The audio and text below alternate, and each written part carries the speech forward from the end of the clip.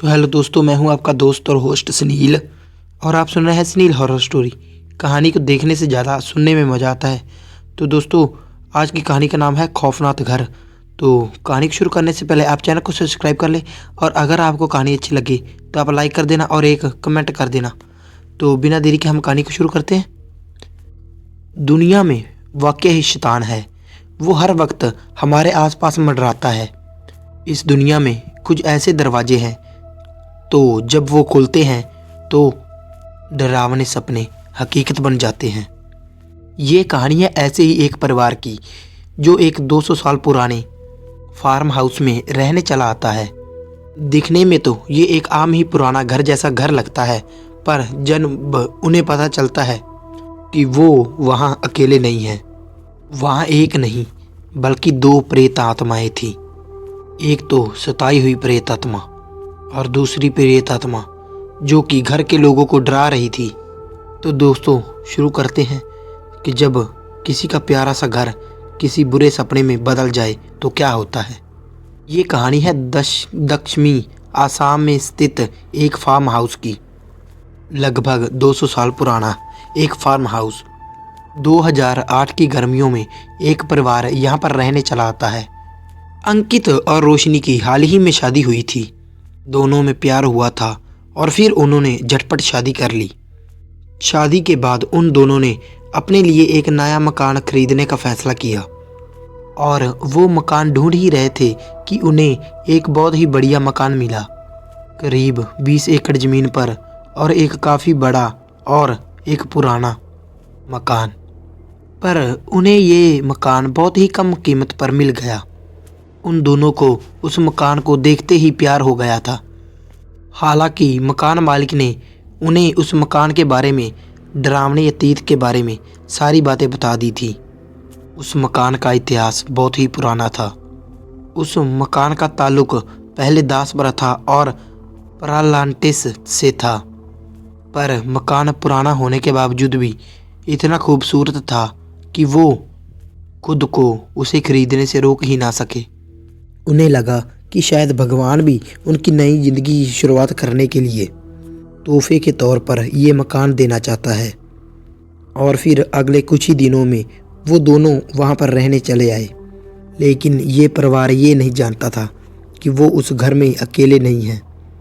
और ये डरावनी मौजूदगी सिर्फ फार्म हाउस तक मौजूद नहीं थी, उसकी मौजूदगी पूरे 20 एकड़ के इलाके में थी। शुरुआती दिनों में तो उन्हें इस बड़े घर में आकर काफ़ी अच्छा महसूस हुआ था, क्योंकि हर एक आम इंसान की तरह उनका भी एक सपना था कि उनका अपना सा एक बड़ा सा घर हो।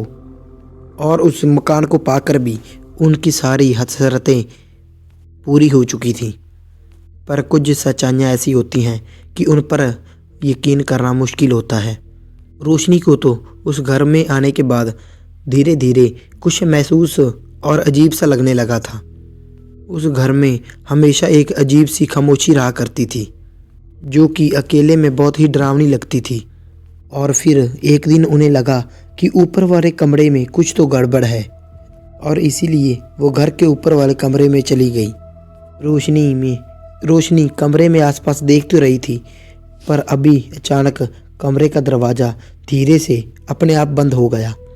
और जब उसने पीछे देखा तो वो एकदम से चौंक गई, क्योंकि रोशनी के लिए वो एक बहुत ही डरावना एहसास था। कोई है क्या?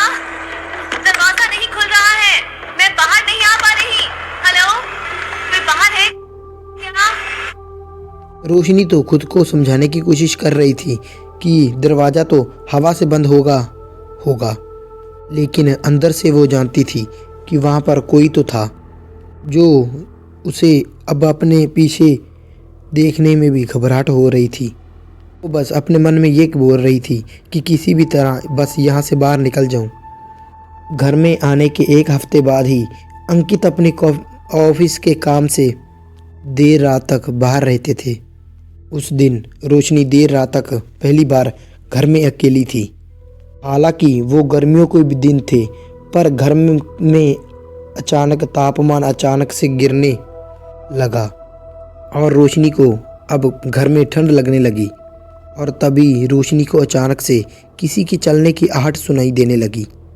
और तभी फिर से रोशनी को किसी की चलने की आहट सुनाई दी। और फिर उसने अंकित को फ़ोन कर कर सारी बात बताई। अभी अभी जो कुछ भी हुआ अंकित, उस पर तुम्हें यकीन नहीं हुआ होगा। मैं झूमर का बल्ब बदलने की कोशिश कर रही थी कि तभी मुझे घर में किसी की चलने की आवाज़ आई। मैं क्या करूं? पर आगे से अंकित ने कहा कि डरने की कोई बात नहीं है, क्योंकि वो मकान इतना पुराना है कि घर में ऐसी आवाज़ें आना आम बात है। पर वो डरी हुई आगे बोल रही थी कि मैं यहाँ से जा रही हूँ, मैं यहाँ नहीं रह सकती। और फिर डर के मारे रोशनी ने घर से बाहर जाने का फैसला किया।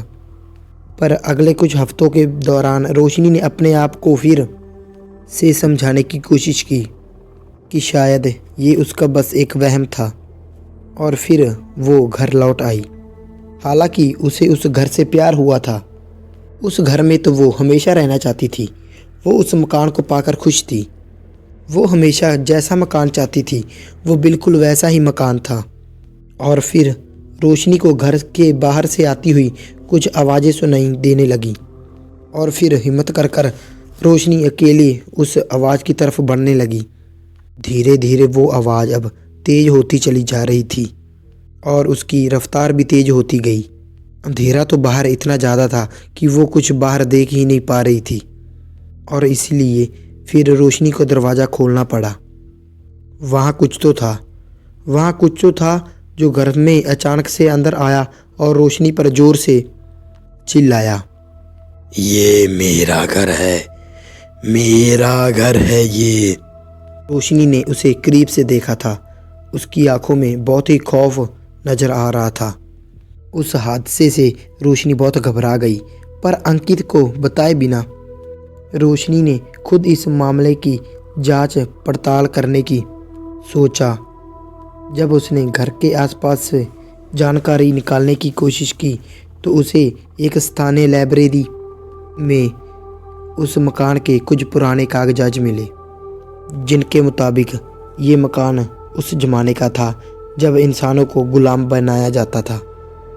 जब रोशनी ने उस मकान के बारे में और जानकारी प्राप्त करने की कोशिश की तो उसे पता चला यहाँ पर एक इंसानी गुलाम रहा करता था, जिसने उस वक्त काफ़ी बुरे हालातों का सामना किया था। पर रोशनी तो जान चुकी थी कि वहाँ पर जो कोई भी है वो चाहता है कि अंकित और रोशनी उस घर को छोड़ दें। रोशनी ने अंकित को उस घर के बारे में सारी बातें बताने का फैसला किया। पर आगे से अंकित ने ये बात मानने से इनकार कर दिया कि ये घर भूतिया है। रोशनी तो अंकित को काफ़ी समझाने की कोशिश कर रही थी, पर अंकित तो उसकी बात मानने को राजी ही नहीं था। जिस भूत ने रोशनी को डराया था, अब रोशनी भी उस भूत के बारे में कुछ जान गई थी। शायद वो घर उसे कुछ बताना चाहता था, पर रोशनी इस बात से अनजान थी कि ये मामला उससे कई ज़्यादा डरावना और पेचीदा है। उसके कुछ ही दिनों बाद एक दिन रोशनी को घर के अंदर बहुत ही घटिया बदबू आने लगी, जैसे कोई मांस सड़ रहा हो। वो बदबू जैसे मौत का एहसास दे रही थी। अब रोशनी को समझ में नहीं आ रहा था कि उसने जो देखा था वो भूत उसे आखिर क्या बताना चाहता था। शायद वो बताना चाहता था कि इस घर से निकल जाओ, यहाँ कोई इससे भी ज़्यादा खतरनाक रूह रहती है। पर रोशनी की रोज़ रोज़ की बातों से अंकित भी परेशान हो चुका था और इस वजह से अब अंकित भी रोशनी से बहुत कम बात करता था। इस व्यवहार की वजह से रोशनी काफ़ी अकेलापन महसूस करती थी। उसके मन में घर के बारे में डर बैठ चुका था और उसके कुछ दिनों में फिर रोशनी को एहसास हुआ कि उस घर में एक नहीं बल्कि दो बुरी ताकतें हैं जो आपस में ही लड़ रही थी और उनका परिवार अब इन दो बुरी ताकतों के बीच फंस चुका था। पर दूसरी शैतानी ताकत के बारे में उसे अब कुछ भी नहीं पता था। अभी तक तो सिर्फ रोशनी को यकीन था कि इस घर में भूत का साया है, पर अंकित को तो इस बात पर बिल्कुल भी यकीन नहीं था। ऐसे ही एक रात रसोई में आने के बाद अंकित को कुछ तो हो गया था और अगले कुछ हफ्तों के बाद अंकित का तो जैसे गुस्सा बढ़ता चला गया, जैसे उस पर किसी भूत का साया हो। उसकी आवाज़ बदल गई थी और आंखें नीली हो गई थी। अंकित भी अब रोशनी से काफ़ी अजीब तरीके से पेश आने लगा था। वो बात बात पर अब उस पर गुस्सा होने लगता था। इससे पहले तो अंकित ने कभी भी ऐसा व्यवहार नहीं किया था। रोशनी के लिए तो वो सब बहुत ही डरावना था और शायद तब रोशनी को समझ आया कि अब इस घर में जो कोई भी था वो अब अंकित पर हावी हो चुका था और दिन ब दिन वो ज़्यादा ताकतवर हो रहा था। पर एक रात उसने ऐसा कुछ देखा जिसके बारे में वो सोच भी नहीं सकती थी। वो एक काली परछाई वाले शख्स में एक शैतान था। वो परछाई दिखने में तो बिल्कुल किसी इंसान के जैसी थी, पर वो काली थी और डर भी इस बात का था कि उस परछाई को भी अब पता चल गया था कि रोशनी ने उसे देख लिया है। और इस बात से भी रोशनी काफ़ी डर गई थी, पर फिर भी उसने ये बात तो किसी को भी नहीं बताई। पिछले कई महीनों में रोशनी अपने फार्म हाउस में प्रेत आत्माओं की मौजूदगी में महसूस कर रही थी, पर कोई भी इस बारे में बात ही नहीं कर रहा था। और इसी बात का फ़ायदा उठाकर शैतान घर में सबसे कमज़ोर इंसान को अपने चंगुल में जकड़ सकता था। उस घर में जो भी कोई बुरी शक्ति थी वो रोशनी का मनोबल तोड़ना चाहता था।